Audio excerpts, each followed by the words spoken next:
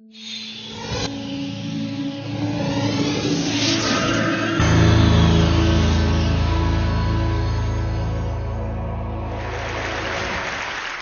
I was 7 years old and my sister was just 5 years old, we were playing on top of a bunk bed. I was 2 years older than my sister at the time. I mean, I'm 2 years older than her now, but at the time that meant she had to do everything that I wanted to do, and I wanted to play war. So we were up on top of our bunk beds, and on one side of the bunk bed I had put out all my G.I. Joe soldiers and weaponry, and on the other side were all my sister's Milos and ponies and ready for a cavalry charge. There are differing accounts of what actually happened that afternoon, but since my sister is not here with us today, let me tell you the true story. Which is my sister is a little bit on the clumsy side, and somehow, without any help or push from her older brother at all, suddenly Amy disappeared off of the top of the bunk bed and landed with us crash on the floor. And I nervously peered over the side of the bed to see what had befallen my fallen sister, and saw that she had landed painfully on her hands and knees on all fours on the ground. I was nervous because my parents had charged me with making sure that my sister and I played as safely and as quietly as possible. And seeing as how I had accidentally broken Amy's arm just 1 week before,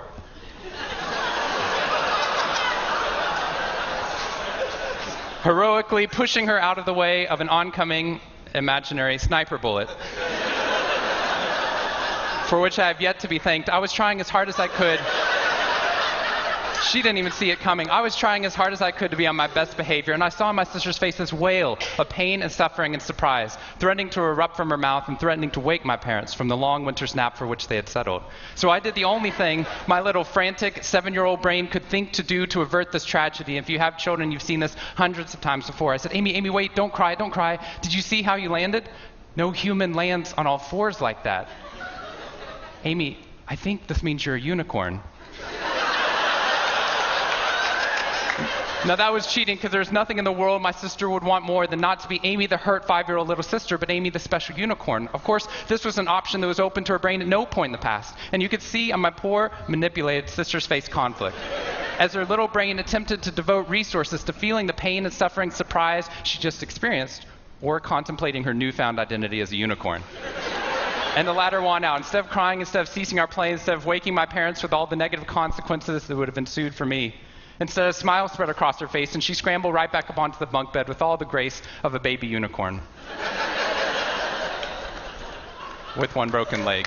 What we stumbled across at this tender age of just 5 and 7, we had no idea at the time, was something that was going to be at the vanguard of a scientific revolution occurring 2 decades later in the way that we look at the human brain. What we had stumbled across is something called positive psychology, which is the reason that I'm here today and the reason that I wake up every morning. When I first started talking about this research outside of academia, out with companies and schools, the very first thing they said to never do is to start your talk with a graph. The very first thing I wanted to do is start my talk with a graph.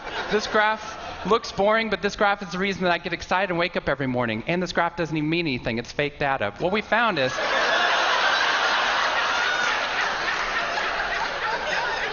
if I got this data back studying you here in the room, I would be thrilled, because there's very clearly a trend that's going on there, and that means that I can get published, which is all that really matters. The fact that there's one weird red dot that's up above the curve, there's one weird in the room, you know who you are, I saw you earlier. That's no problem. That's no problem, as most of you know, because I can just delete that dot. I can delete that dot because that's clearly a measurement error, and we know that's a measurement error because it's messing up my data. So one of the very first things that we teach people in economics and statistics and business and psychology courses is how, in a statistically valid way, do we eliminate the weirdos? How do we eliminate the outliers?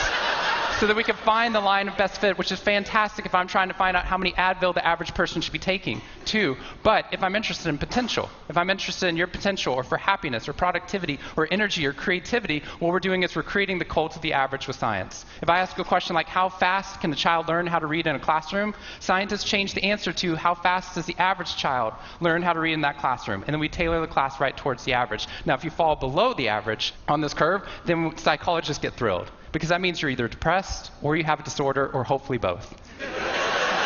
We're hoping for both, because our business model is if you come into a therapy session with one problem, we want to make sure you leave knowing you have 10. So you'll keep coming back over and over again. We'll go back into your childhood if necessary, but eventually what we want to do is to make you normal again.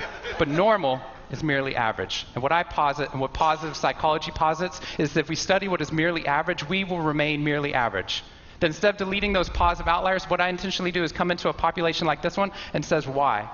Why is it that some of you are so high above the curve in terms of your intellectual ability, athletic ability, musical ability, creativity, energy levels, your resiliency in the face of challenge, your sense of humor? Whatever it is, instead of deleting you, what I want to do is study you. Because maybe we can glean information, not just how to move people up to the average, but how we can move the entire average up at our companies and schools worldwide. The reason this graph is important to me is when I turn on the news, it seems like the majority of the information is not positive. In fact, it's negative. Most of it's about murder, corruption, diseases, natural disasters, and very quickly, my brain starts to think that's the accurate ratio of negative to positive in the world. What that's doing is creating something called the medical school syndrome, which if you know people who have been to medical school during the first year of medical training, as you read through a list of all the symptoms and diseases that could happen, suddenly you realize you have all of them. I have a brother-in-law named Bobo, which is a whole other story. Bobo married Amy the unicorn. Bobo called me on the phone from Yale Medical School. And Bobo said, "Shawn, I have leprosy." Which even at Yale is extraordinarily rare. But I had no idea how to console poor Bobo because he had just gotten over an entire week of menopause. See, what we're finding is it's not necessarily the reality that shapes us, but the lens through which your brain views the world that shapes your reality. And if we can change the lens, not only can we change your happiness, we can change every single educational and business outcome at the same time. When I applied to Harvard, I applied on a dare. I didn't expect to get in, and my family had no money for college. When I got a military scholarship 2 weeks later, they allowed me to go. Suddenly, something that wasn't even a possibility became a reality. When I went there, I assumed everyone else would see it as a privilege as well, that they'd be excited to be there. Even if you're in a classroom full of people smarter than you, you'd be happy just to be in that classroom, which is what I felt. But what I found there is while some people experienced that, when I graduated after my 4 years and then spent the next 8 years living in the dorms with the students, Harvard asked me to. Wasn't that guy. But what happened? I was an officer of Harvard to counsel students through the difficult 4 years, and what I found in my research and my teaching is that these students, no matter how happy they were with their original success of getting into the school, 2 weeks later their brains were focused not on the privilege of being there, nor on their philosophy or their physics. Their brain was focused on the competition, the workload, the hassles, the stresses, the complaints. When I first went in there, I walked into the freshman dining hall, which is where my friends from Waco, Texas, which is where I grew up. I know some of you have heard of it. When they come to visit me, they look around, they say, "This freshman dining hall looks like something out of Hogwarts from the movie Harry Potter," which it does. This is Hogwarts from the movie Harry Potter, and that's Harvard. And when they see this, they say, "Shawn, why do you waste your time studying happiness at Harvard? Seriously, what does a Harvard student possibly have to be unhappy about?" Embedded within that question is the key to understanding the science of happiness. Because what that question assumes is that our external world is predictive of our happiness levels. When in reality, if I know everything about your external world, I can only predict 10% of your long-term happiness. 90% of your long-term happiness is predicted not by the external world, but by the way your brain processes the world. And if we change it, if we change our formula for happiness and success, what we can do is change the way that we can then affect reality. What we found is that only 25% of job successes are predicted by IQ. 75% of job successes are predicted by your optimism levels, your social support, and your ability to see stress as a challenge instead of as a threat. I talked to a boarding school up in New England, probably the most prestigious boarding school, and they said, "We already know that." So every year, instead of just teaching our students, we also have a wellness week, and we're so excited. Monday night, we have the world's leading expert coming in to speak about adolescent depression. Tuesday night is school violence and bullying. Wednesday night's eating disorders. Thursday night is illicit drug use. And Friday night, we're trying to decide between risky sex or happiness. I said that's most people's Friday nights.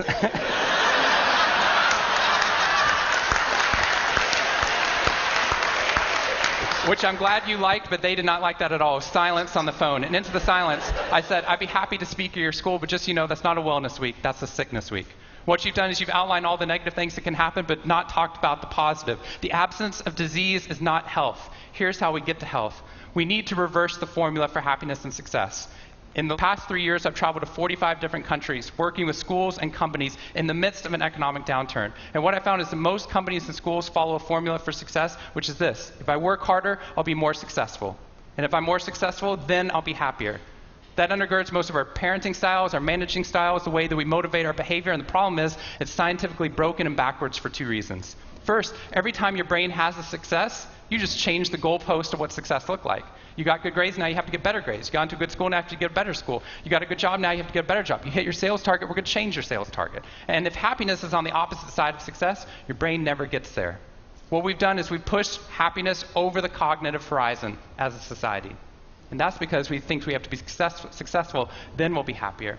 But the real problem is our brains work in the opposite order. If you can raise somebody's level of positivity in the present, then their brain experiences what we now call a happiness advantage, which is your brain at positive performs significantly better than it does at negative, neutral, or stressed. Your intelligence rises, your creativity rises, your energy levels rise. In fact, what we found is that every single business outcome improves. Your brain at positive is 31% more productive than your brain at negative, neutral, or stressed. You're 37% better at sales. Doctors are 19% faster, more accurate at coming up with the correct diagnosis when positive instead of negative, neutral, or stressed, which means we can reverse the formula. If we can find a way of becoming positive in the present, then our brains work even more successfully as we're able to work harder, faster, and more intelligently. What we need to be able to do is to reverse this formula so we can start to see what our brains are actually capable of. Because dopamine, which floods into your system when you're positive, has two functions. Not only does it make you happier, it turns on all the learning centers in your brain, allowing you to adapt to the world in a different way. We've found that there are ways that you can train your brain to be able to become more positive. In just a 2-minute span of time, done for 21 days in a row, we can actually rewire your brain, allowing your brain to actually work more optimistically and more successfully. We've done these things in research now in every single company that I've worked with, getting them to write down 3 new things that they're grateful for 21 days in a row, 3 new things each day. And at the end of that, their brain starts to retain a pattern of scanning the world not for the negative, but for the positive first. Journaling about one positive experience you've had over the past 24 hours allows your brain to relive it. Exercise teaches your brain that your behavior matters. We find that meditation allows your brain to get over the cultural ADHD that we've been creating by trying to do multiple tasks at once, and allows our brains to focus on the task at hand. And finally, random acts of kindness or conscious acts of kindness. We get people, when they open up their inbox, to write one positive email praising or thanking somebody in their social support network. And by doing these activities and by training your brain just like we train our bodies, what we found is we can reverse the formula for happiness and success, and in doing so, not only create ripples of positivity, but create a real revolution. Thank you very much.